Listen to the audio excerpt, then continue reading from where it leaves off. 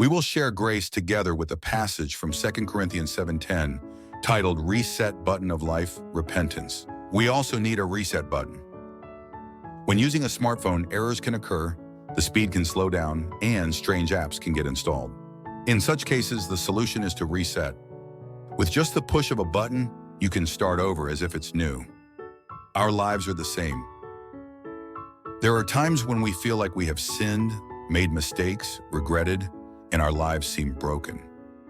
At such times, God has given us a reset button. Do you know what it is? It is repentance. There are lives that remain stuck in regret and guilt. We make countless mistakes in our lives. Some people regret and despair, sitting down in defeat.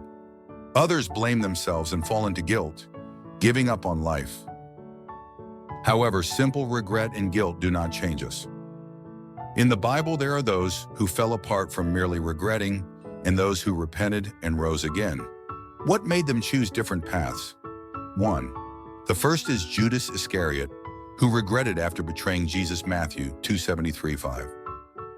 He tried to return the 30 pieces of silver, but his regret was not true repentance. He fell into self-pity and ultimately despaired, taking his own life, foolishly giving up the chance to be forgiven. The sorrow of the world produces death. 2 Corinthians 7:10. 2. The one who repented and rose again is Peter. Luke 22:61-62, John 21:15-17. He denied Jesus 3 times, but upon seeing Jesus' gaze, he wept and repented. It didn't end in regret, but I came back to Jesus and repented. Jesus asked Peter, who was repenting, "Do you love me?" and gave him a mission again. The sorrow that is according to God's will produces a repentance leading to salvation, as stated in 2 Corinthians 7:10. True repentance like this changes one's life.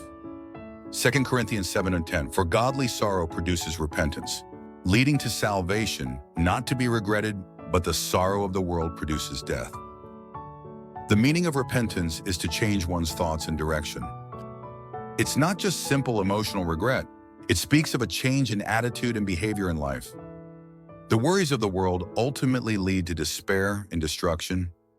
Worries that align with God's will lead to salvation and transformation. I will conclude my remarks. I hope you will reset your life today. Are you perhaps lingering in regret and guilt? What is that to you? God wants us to start again. Now is the time to reset. I bless you to change immediately. In Acts 3:19, therefore repent and turn to have your sins wiped away. If you do this, the day of renewal will come from the Lord. In 1 John 19, it says, if we confess our sins, He is faithful and just to forgive us our sins and to cleanse us from all unrighteousness. Today, let's press the reset button of repentance and start a new life. I will summarize the key message again. Regret ends in despair, but repentance leads to salvation. The worries of the world can destroy our lives, but God's concerns renew us. Repentance is not about falling into guilt, but about starting anew. Today, let's press the reset button of life and return to God. Repentance is not a burden, but an opportunity to live again.